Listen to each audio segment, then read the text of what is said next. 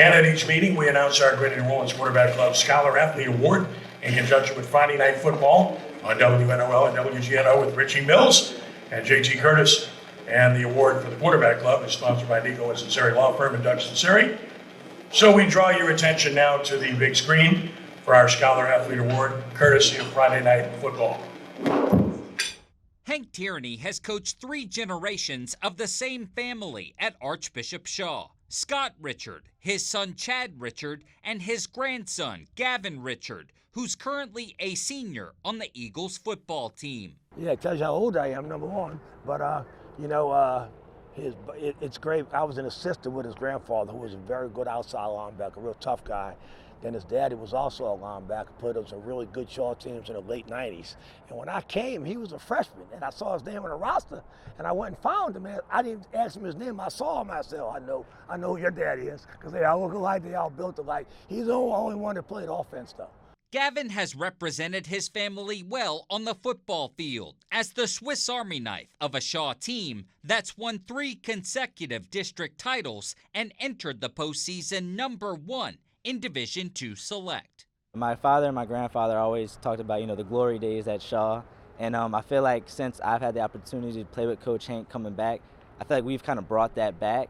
So to be able to bring back the glory days that everybody used to talk about and the times that they had, I feel like I'm living that now, and it's really a great experience. Gavin has proven to be an exceptional football and baseball talent, but his greatest work has been in the classroom. With a 4.6 GPA, 26 on the ACT, and laundry list of academic accomplishments that have Gavin on pace to be the sole senior class valedictorian.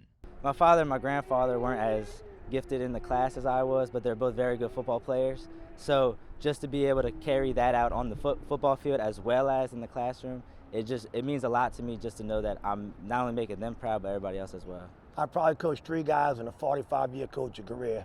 Vance Joseph, of course, we all know who he is. Boy by the name of Jeb Kraft, who texted me today, who quarterback punching to an upset win over West Monroe, and Gavin Richard. Probably the 3 kids that if you had to say which kids you've ever coached you know are going to be successful, it would be those 3. Gavin's just an unbelievable kid. It's like before I can tell him something, he's already saying what I'm going to tell him. He's played about 5 positions. He's been a 3-year all-district player. If you had to say what kind of a dream kid for a coach, it would be Gavin Richard. I'm serious when I tell you that too.